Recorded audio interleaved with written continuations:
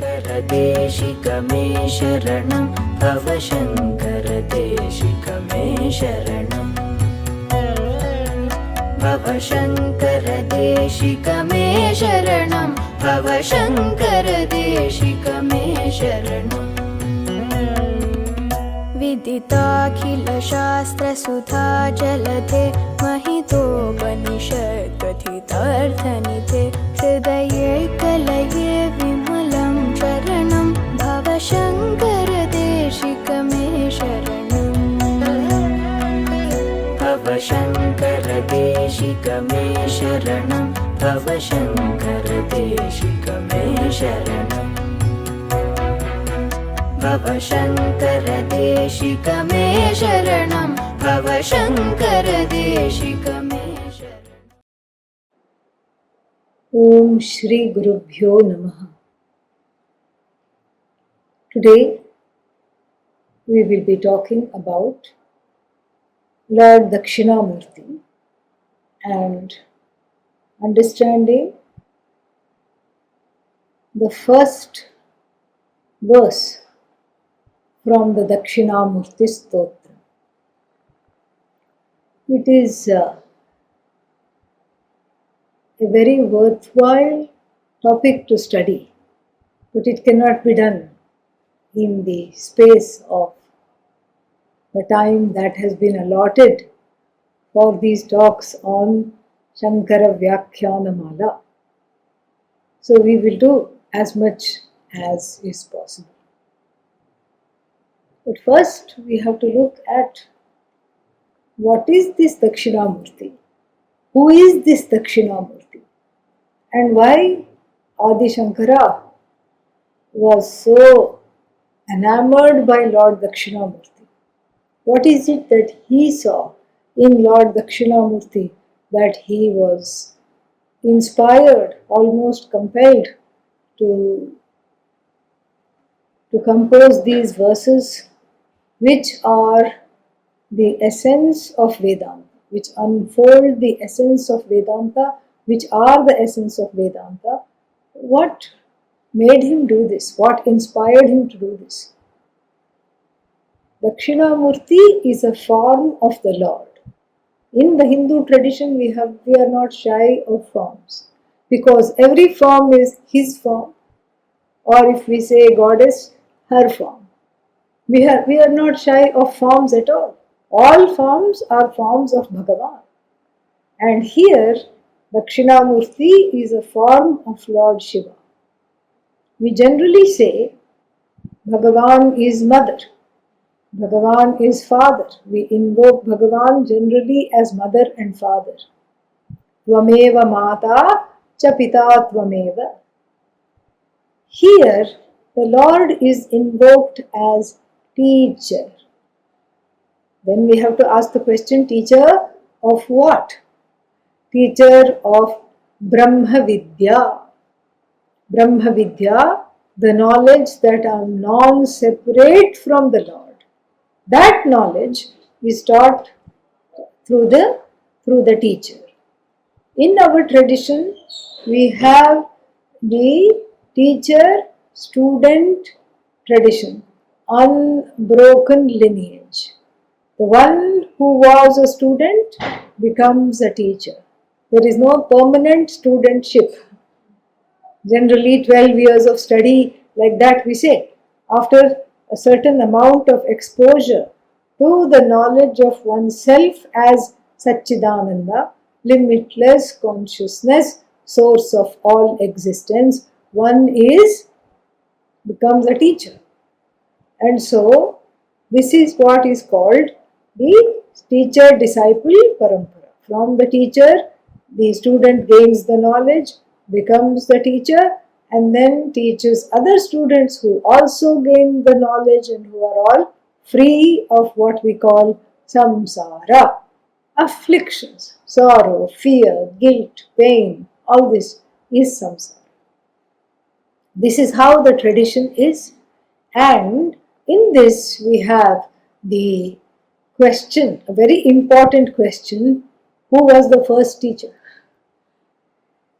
And to that we say, The same one who was the first mother, the first father, mother, who was? It was Bhagavan. Everything has come from Bhagavan. And this whole Santati, this Prajatantu, what we call, has come from Bhagavan. And so the first teacher is also Bhagavan. How do you know there was a first teacher? Because you are here. That's how we know. You as the student, as the Shrota, as the listener is here. You are here, and then therefore that means there is a teacher, because you have these questions about Dakshinamurti and you are interested in knowing about Adi Shankara, etc. And so if you are here, that means the teacher is here. If the teacher is here, that means the teacher's teacher is here. Not physically, but there it is there. In the tradition, it is all there. So that is Lord Dakshinamurti. And everything about the Lord has significance. So we have Lord Dakshinamurti, in the name itself there is significance. Dakshina Abhimukha Murtihi Yasya Saha. The one whose incarnation is south facing, whose embodiment is south facing. This is one meaning. South is the direction of death. Lord Yama reigns over the south. Generally, people want to avoid death because one wants to live forever. This forever is that which one already is. One is already forever, not knowing that because of Atma Ajnanam, one is away from this knowledge. That's why one is afraid of Lord Yama, afraid of death. North is moksha.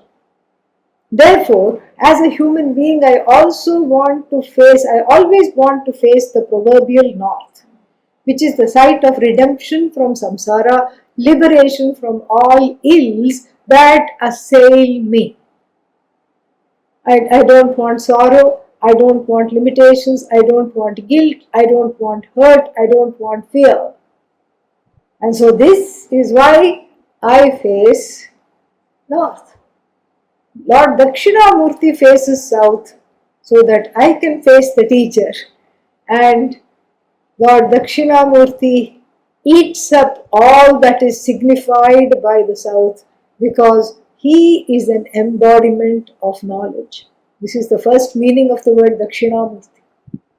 The second meaning is Dakshinascha asau amurtascha.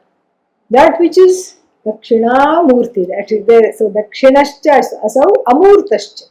So Dakshina plus Amurta, again Dakshinamurti.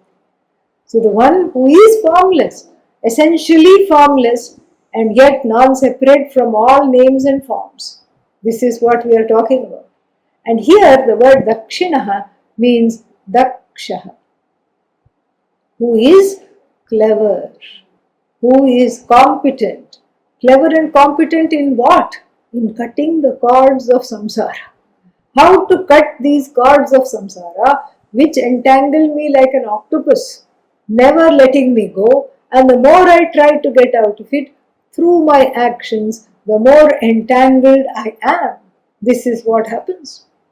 So Dakshinamurti is the one that cuts the cords of samsara through the scissors of Atmajnana. Scissors of Atmajnana, which unfold the fact you are nothing but the whole. You are nothing but Bhagavan. And that itself cuts the cords of samsara. Therefore, this is the second meaning, and the one who is essentially formless. Satchidananda Atma. It has no form. Atma means I. The one who is in the form of I, which is free of all limitations, this is what we call Dakshinamurti, which is not having a form, whose teachings is adept in cutting the cords of samsara once and for all. Once cut, it will not grow back, and it cannot even be tied together with a knot or anything like that. And so this is Lord Dakshinamurti. The form itself is replete with meaning, We also call Lord Dakshinamurti as Ashtamurti, the one who has eightfold forms. And so we see that it is made of stone or even wood, which signifies the earth element. And then in the right upper hand, he has the fire, wielding the fire. In the left, the other way around. In the left upper hand, wielding the fire. In the right upper hand, Damaru. Fire is another element after earth. Then we have Damaru signifying space. He carries the Ganga Mataji on the head, and so that signifies the water element. Then we have the air element, which is suggested by a tie, by the dreadlocks, all these jata being tied up with a kind of a ribbon tied up. That is a nod to the air element. Then we have the earth, water, we saw, fire, space, and then what else have we left out? Earth, water, fire, space, air. We have finished all of them. And then the lower hands also carry something. One of them carries the book of the Vedas, which is on the knee, the left hand, and the right hand is in the form of Vedantic sign language teaching. It's called Chin Mudra, Chit plus Mudra, a mudra of immortality, a mudra of the whole essence of Vedanta. If we make one sign, it would be like this. And interestingly, in India anyway, if one wants to say the food was very good, they make this sign. How was the food? Wonderful, superb. So very, very interesting. There must be some connotation there. And so he makes this sign, and this sign again is the teaching. What is it teaching? That which is in the left hand, the book of the Upanishads. That is what is taught through the lower right hand, making this sign. This is called the accusing finger, always pointing fault at everything in the universe. It's your fault, it's you, it's you, it's you, it's you, it's you. It's never my fault, it's always somebody else's fault. Blaming the whole universe. This is the ahankara finger, the finger signifying the I notion. Then the I notion is very comfortably entangled with and one with and identifying with the body, mind, senses. Some people say Sthula Sharira, Sukshma Sharira, Karana Sharira, grow physical body, and then what else? The subtle body and the causal body. Doesn't matter, however we take it. This is better, the body, mind and senses, because this is where the ahankara lives, and the ahankara is very happy being identified with the body. I am as good as this body. Dehe nashte aham nashtah. If the body is destroyed, I am gone. Dehe pushte aham pushtah. If the body is nicely nourished, I feel nurtured. This is ajnanam. This is the manifestation of gross atma ajnanam, self-ignorance. So this is the ahankara that needs to be taught. First it's made to bend at the feet of the Shastra and the Guru. It is made to be bend. It's made to bend and disidentify from all this by saying that is not you. Yes, you are non-separate from all of this, but you are not any of them. They are non-separate from you, but you are not any of them. You are not the body, you are not the mind, you are not the senses. And what are you? You are this, whatever is signified by the thumb. Thumb usually we take for granted. We don't even like it very much. It is neither slender nor long. It is fat and short. And we think, what is there in the thumb?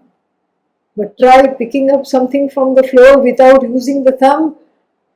It is not possible. Why? Because the thumb lends functionality to the hand, just like Brahman the truth of the universe lends functionality to this whole universe, including this jiva, this individual, including the ahankara. Satta spurtik pradhanena, by giving its presence, by lending its presence and its sentience, consciousness, it allows the whole world to be functional. The whole world shines because it is shining in the borrowed light of Atma, Brahman, Brahmatma. And so the Ahankara is made to bend, and then it is told you are this Brahman, Tat, this is Tat, this is Tvam, and the sign is Asi, and if you look at it sideways, it is infinite. This makes a sign of infinity if you look at it sideways. And so this is the teaching. And then if we say, oh, is this all that is to Dakshinamurti? No, there is more. Because we have only covered the first half of the body and not even. Ashtamurti, 5 elements. And then on the forehead there is the sun and the moon, the 2 celestials that we come into contact with every day. 5 plus 2 is how much? Oh, what is the 8th? You who is looking at the Lord, make the 8th aspect, the 8th element. Without you, the Lord is incomplete, because you indeed are the Lord. That the whole persona of Dakshinamurti shouts this out, declares this. Therefore, we have Ashtamurti. Then at the feet of the Lord, there are 4 sages. They are old and elderly. Vriddha Shishya Gurur Yuva Chitram Vatataror Mule Vriddha Shishya Gurur Yuva. Look at this wonderful picture under the banyan tree. Here is a permanently young Guru, embodiment of youth, surrounded by elderly disciples. Look at this picture. And what is this picture? Why are the disciples elderly? Because they have paripakvata. They are ripe for this knowledge. They have been there and done that and done this and been here and done this. They have had all the experiences and all the time in the world to come to the conclusion that this alone matters. This knowledge alone can transform me. Nothing I do in this universe is going to help me to cross samsara, because where is samsara? Here. So, right here is needing to be fixed, nowhere else. And this is what the students are. That's why the students are elderly, not in age, but in experience, and having had many experiences. We can even say many lifetimes they have had. And then that is why they are ready and ripe for this knowledge. Sanaka, Sanandana, Sanat Kumara, and Sanat Sujata. 4 of them. And then again at the foot of the Lord, underneath the right foot of the Lord, there is a being that looks like a baby. And you say, what is this? The Lord is stepping on a baby, and then you look closely and you put on your glasses to look closely. And then you see something very interesting. It's not a baby at all. What is it? It is a small, truncated dwarf Rakshasa. Rakshasa, demon. A demon which is in the form of a dwarf. Because it has mustaches, even though it's got a baby body, it's got mustaches. And then what else does it have? It has a dagger in one hand, offensive, and a shield in the other hand, defensive. Like a ninja. Always defensive. Anything you say, no, I didn't do it, it's not me, whatever. So who is this Apasmara? You. Oh, I am not a demon. I am not a baby demon. No. But the jiva is in every jiva there are two components. One is the adult seeking knowledge, mature, full of all the qualifications, replete and endowed completely with the qualifications.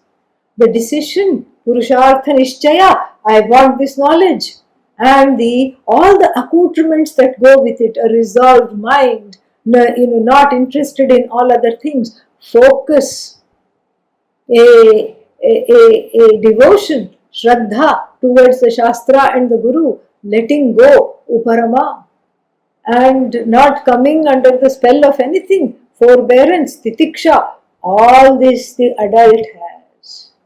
But along with the adult, there is a child, so to speak, a truncated, dwarfed version of the self. This is the inner Dvaita. No matter how much Advaita one studies, if the inner Dvaita is not addressed, then one will always see two in place of one because there is an inner split. This is the problem. Therefore, the very form of Lord Dakshinamurti goes about to heal this inner Dvaita before even showing the unfolding the truth of the Jagat, the truth of all the Jivas, and the truth of Ishvara as one. It is within the Jiva itself there is a split. That split is the basic split between the adult and the inner child. The inner child is a disappointed being. The mother and the father, whatever hurts there were, it has been wrongly internalized. And then there is pain, there is sorrow, this pain body, this body of unprocessed pain is called the Jiva. This is what happens. And then as a result of this, we have the problem of samsara, the vision of duality.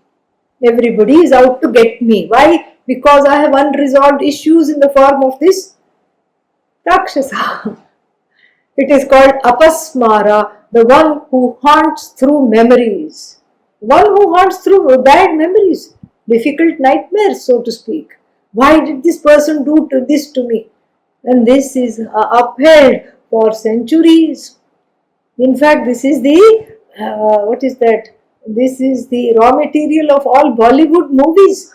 This is what it is. Boy meets girl and falls in love.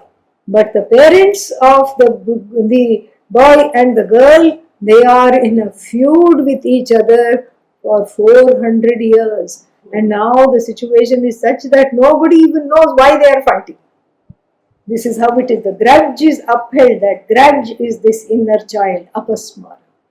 That is the inner Dvaita. That this taking Sharanagati, taking recourse, taking Ashraya in Lord Dakshinamurti, that is what it heals. That is exactly what it heals. And therefore this apasmara is not killed off. We have to be very careful. Because we immediately, when we think of Bhagavan and we think of asuras, rakshasas, demons, what do we say? Oh, the goddess killed this demon. The Mahishasura Mardini, she is the killer of Mahisha. This goddess Durga, she does this, she does that, he does this, he killed Tarakasura. And like this, we have all these Puranic stories. This is one asura that is not killed. It is integrated into the adult. How?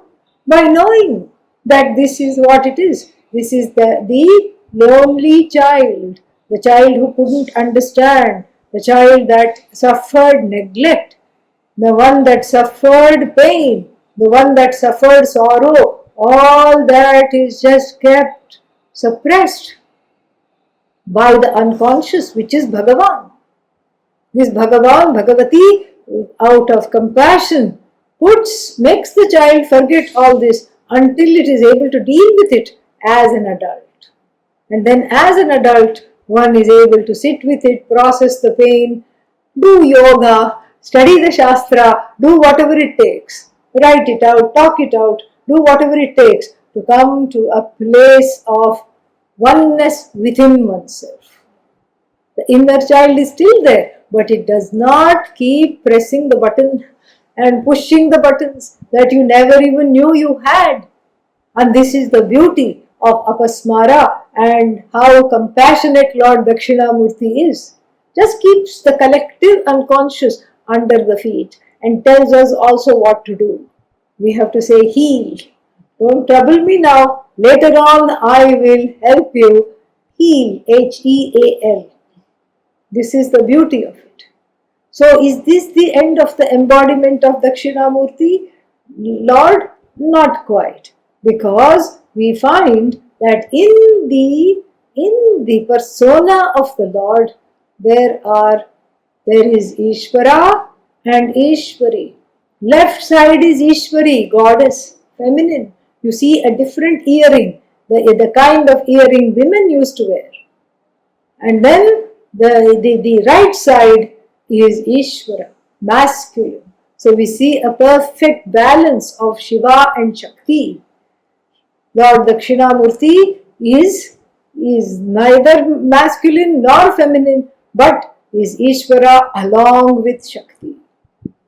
And this is what, and you see how even listening to this much, the mind becomes calm. Even listening to this much, even sitting and listening to what Dakshinamurti is, immediately there is a tranquility one enjoys, and there is a kutuhala, a desire to know more, which is exactly the reason why Adi Shankaracharya Bhagavat Pada composed the Dakshinamurti Stotram. So we will just look at one particular verse just to get a little taste. This would be called as the appetizer. Just like when you go for lunch or dinner or something in a multi-course lunch, certain things are called starters, appetizers. The appetizer is not supposed to fill you up. That is its specialty.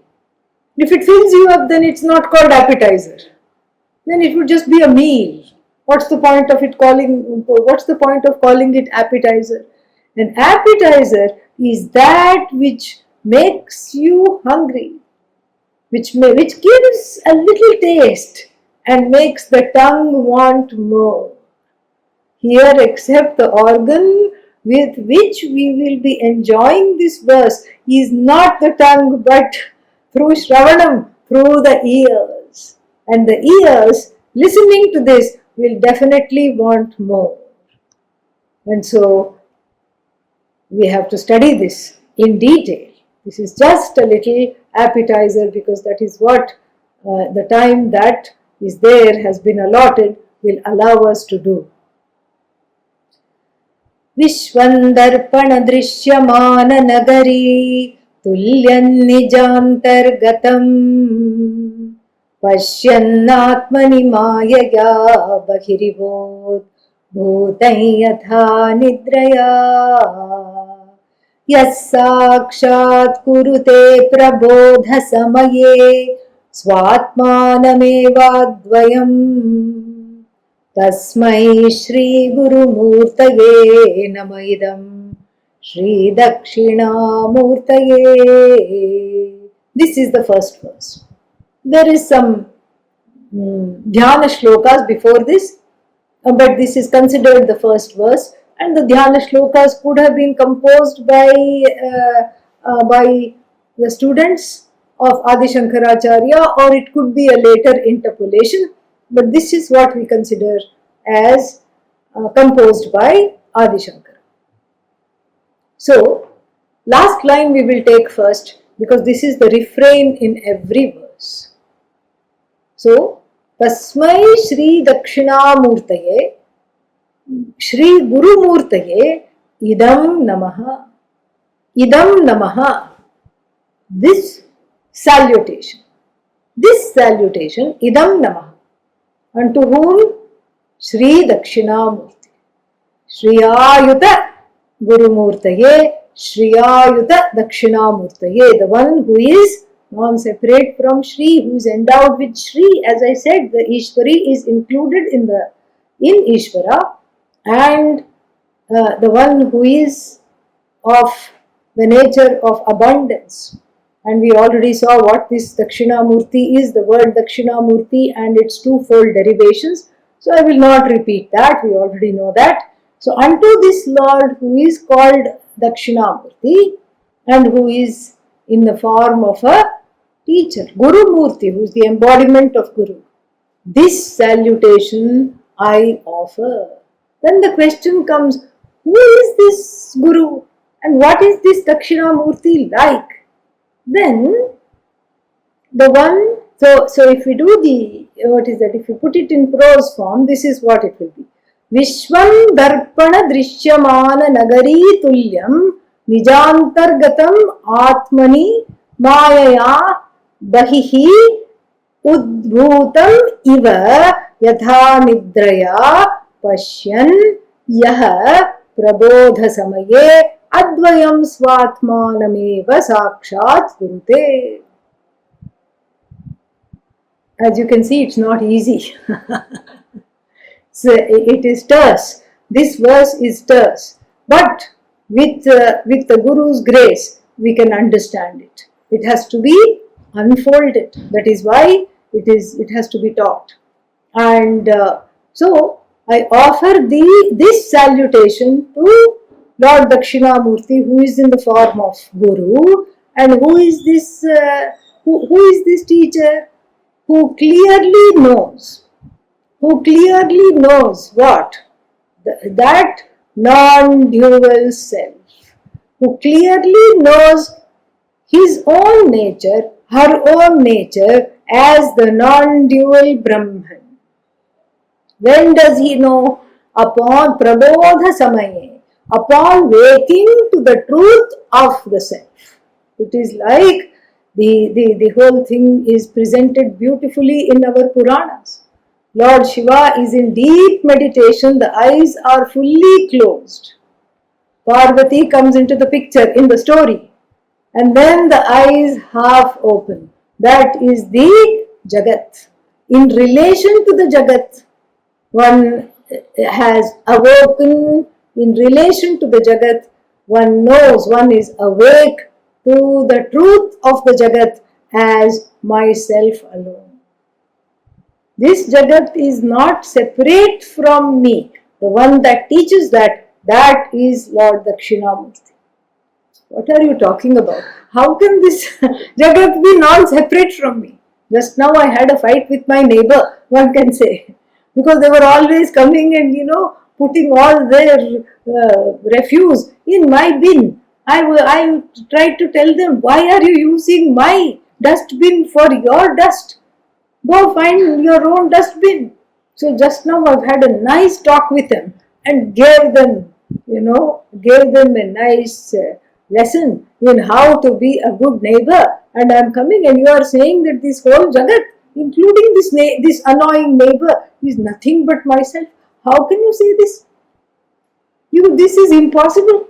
This whole Jagat is within me. Well, therefore, there are two drishtantas given. Drishtanta means examples. Two udaharana. Two drishtantas are given. One is this, Vishwam. The word Vishwam itself is amazing. Vividha pratyaya gamyam iti Vishwam. Vividha pratyaya gamyam. That which comes to me, which is known to me, gamyam, known to me by many cognitions. I hear a sound. Oh, that's a maina, the name of a bird. Oh, I hear something else. That is the sound of the Ganga flowing very fast. Oh, I hear something else. Those are drums. There must be some puja in an ashram nearby. That is what it is. And then, oh, I see something. This is red. This is blue. This is green. The variegated Jagat comes to me through different cognitions. That is why it is called Vishwam. Here already is the connection between myself and the Jagat through the sense organs. So you see, it is a kind of non-separate. I am the one who says this sound exists. And then we come to this age-old idiom, or I don't know what to call it, but there is a saying: if the tree falls in the forest, will it make a sound? And if you're a physicist, you'll say, of course it will make a sound, because that is the law of physics. If something is falling, if this much weight, that much velocity, and the moment it crashes crashes the ground, it will make a sound. You can even predict the decibels, how much sound it will make and for how long. If you're a scientist, you can do that. But then if you're a Vedantin, you go a step further. You just tap the scientist on the back and say, what have I missed? Well, is a sound when there are no pair of ears to call it a sound? Can you call a sound without ears? This is magic. You make the whole world disappear. Without you, there is no world. It is totally dependent on you. While seeing the colors, while seeing the sights, while seeing everything, you make it disappear. That is why it is called Vishwam. Already the setup is there. And then the first, Drishtanta is that of a mirror. Darpana Drishyamana Nagari Tulyam. It openly says it's an example. Tulyam means Tulana, it is an example. And then Darpana Drishyamana Nagari means that supposing we have, let's say in a city by the river, you just put up a big mirror, huge mirror, think of the biggest mirror, and you don't watch the city, you watch the mirror. Then what do you see? You see that there is a street, traffic coming and going, people busy, and then what do you see? The river is moving with its own speed, people are enjoying a walk by the river, and then you see the sky, there are some clouds, and oh, there you are, you are also there, and your house is there, your family is there, and then you are seeing other things also.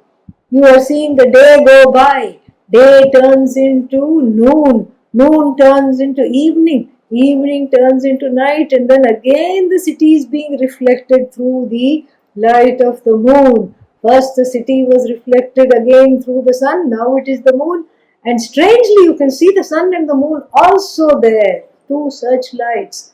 One by one they come, and you see this entire city. And then what? There is a difference between the city and the mirror. The mirror city and the mirror, what is the connection between them? No connection at all. If it rains in the city, does the mirror get wet? No. If supposing the city is polluted, you see pollution because people have been driving too much. What is that called? Smog. Smog is coming and it is all just crowding everything. Is the mirror dirty? No. The mirror neither gets wet if the river has a big wave, or if it rains, the mirror does not get wet. And if the city is polluted, the mirror does not get polluted. Mirror is, between the mirror and the city, there is absolutely no connection. All that the mirror does is reflect the city. That's all it does. It doesn't do anything other than to reflect the city, and that is itself fascinating, because what kind of a reflection is it? It is Nijantargatam Darpana Drishyamana Nagari Tulyam. Where is this reflection taking place? Within oneself. The mirror signifies the Shuddha Chaitanya. Shuddha Chaitanya, that sentience, that awareness which made me say, if a tree falls in the forest, will there be a sound? Well, is a sound that is generated, is a sound without a pair of ears? Is it sound to call it a sound without a pair of ears? Not possible. So that ear is also not the author of the sound. The ear is simply the faculty of hearing.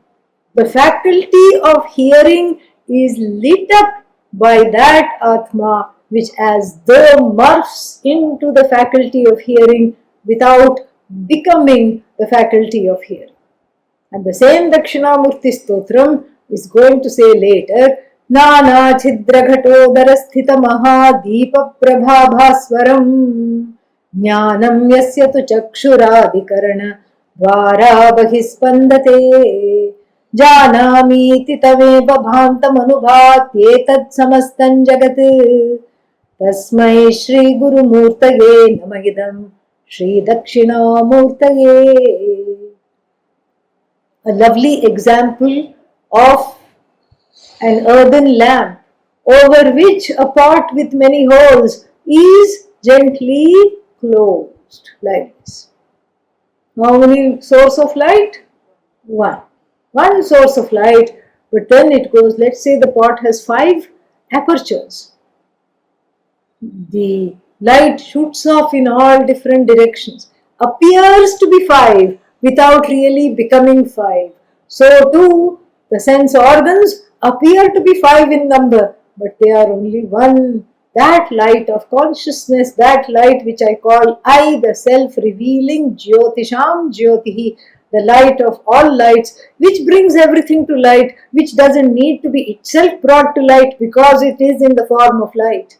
That, as it were, transforms into the ears without undergoing any change, transforms into the eyes without undergoing any change, cognizes objects of sight, sound, everything, taste, touch, and smell.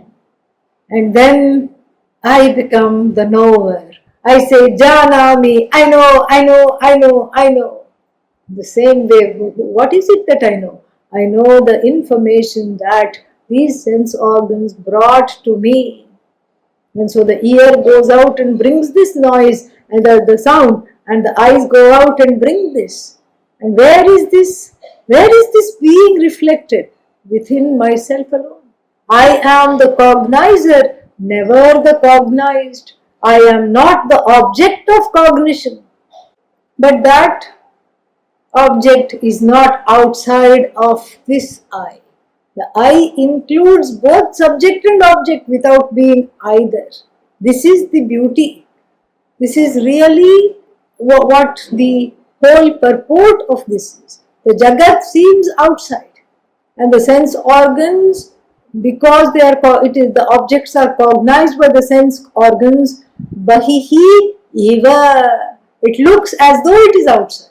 But when I say pot, there is a pot forming where? In your head. First it is there in your head. So it is nija antargatam. So what is outside? It is, why is it seen as though it is outside? It is seen as though it's outside, even though it is reflected within, just like the city in the mirror. It is seen as though it is outside because of Maya. Vikshepa Shakti. The Shakti to project, that is what she does. Ishwari, Bhagavan's Shakti, knowledge. She who is all knowledge throws this magic, Vikshepa. And then that Vikshepa is what I see. I see mountains, I see trees, I see rivers, I see all kinds of things. Where? Right here. Nija antargatam. It's not outside of me. In the beginning we say there are only 2 things, subject and object. Object anatma, subject atma. But this is just a initial lesson. As we grow in our inner maturity and preparedness, we see that what we call object is not really there at all. It's non-separate from the subject. It is an as though appearance outside. There is no outside, inside, because space and time are included in this projection. We just have to say outside, inside, so that we don't, we have something to hold on to. That is why we use the words outside, inside, but space itself is part of this projection, this Vikshepa. Time is part of this Vikshepa. Everything is part of this Vikshepa. And where is this? Where is everything? Where is it resolving? Within oneself. So now the city is facing the mirror. The mirror is facing the city. Let's say they turn the mirror away. What happens? No city. No city at all. Nothing. And that is oneself alone. So the one who comes to know this, when? Nidraya, the one who, Prabodha Samaye, the one who awakens from Nidra. Here, Nidra means two things. In the Dashtanta, in that which is exemplified, it means the Ajnana. When one awakens from the sleep of ignorance, that is the meaning. But here in the example, it actually means dream. Nidra should be taken as Swapnavasthayam, in the dream state. So in the dream state, somebody gave you lot of money. They had won the lottery ticket. Why did they give you money? Because they knew you will never win the lottery even in the dream because of prarabdha. So they gave you some money. And then what happened? You are carrying this money, going to the bank. Where? In the dream. Dream money, dream friend, dream lottery, dream bank. And you are banking on going to the bank. And then what? You are waylaid by two robbers. Oh no, a wonderful dream is turning out to be a nightmare. And they catch you. One of them catches you from the back, the other one takes the money away, and then they throw you down and run away. Then you wake up. You just realize that you have fallen from the bed onto the ground, onto the floor. And after a moment of just coming back to yourself, then you look. No robbers. Nobody set upon me. Nobody tied me up. Nobody tackled me and threw me on the floor. But alas, no money either. No bank, no money either, but doesn't matter. At least there is no robber, no money, no bank. All this was what? Everything was within me. The dream Jagat was just projected my own fears, my own apprehensions, my own memory, my own desire. This becomes these become the ingredients for the projection of the Jagat. And then it is equally cleanly withdrawn. I don't see the robbers, thank God. I don't see the rope which they tied me. I don't see the road to the bank. In the dream I suffered a concussion, but my head is fine. There is no concussion. It is all Nija Antargatam, Nijantargatam. I am just looking at it as though within. It is as though because of Maya, the whole Jagat is as though separate from me, as though neighbor, as though conflict, as though words are exchanged, harsh words are exchanged, and as though I have made up with them, all as though everything is just this non-dual Advitiya I, which when I wake up to the truth of myself, I see the universe as though manifested outside, connected to my sense organs, which is really within myself. Like even a dream, the city is seen as it were in the mirror. So the teacher unfolds this. The teacher who unfolds this, the Lord Dakshinamurti, himself, herself is Brahman. The teacher unfolding this is Brahman. And to whom is it being unfolded? To Brahman, the student. So what student? Within. What teacher? Within. Everything is within. And this is what is called Indian magic. Indian magic. You don't need long sleeves to put some cards there. That's why they say you have the cards up the sleeve. We don't need to wear long sleeves to show there something is inside. Nothing. Nothing is inside. The world is however it is, wherever it is. While looking at the world, we can make it disappear. This is the power of Vedanta. This is the power of seeing through the vikshepa of Maya. We don't have to do anything to the projection. It is Ishvara Srishti. It is enjoyable when we know it is a projection.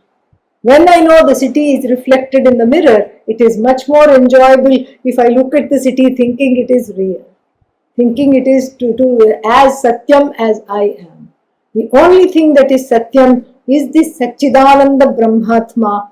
Everything else is a dependent reality. The city depends on me for its existence, for its transaction, for everything. Just like the city in the mirror depends upon the mirror for its existence, similarly, the city or the whole Jagat depends on Atma. Atma Satyam Jagan Mithya. Brahma Satyam Jagan Mithya. Jivo Brahmaiva Naparaha. Somebody said this, a clever saint said this, and this is a very good quote to close this talk. So a clever saint said, Brahman alone is Satyam. Jagat is Mithya, enjoying a dependent reality. Who am I? This Jiva. Jivo Brahmaiva na aparaha. Jiva is Brahman. Nothing other than Ishvara is this Jiva. And this saint is very clever. Ardha shlokena pravakshyami. I am going to tell in half a shloka. What?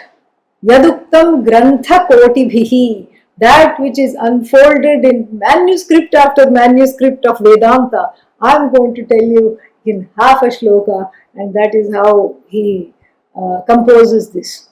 And so, with these words, we will close this talk. Thank you for giving me this opportunity. Om Tat Sat.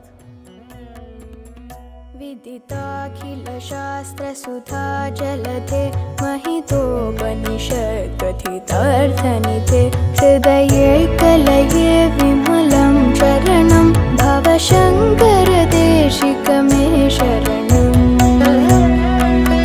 भवशङ्कर देशिकमे शरणं भवशङ्कर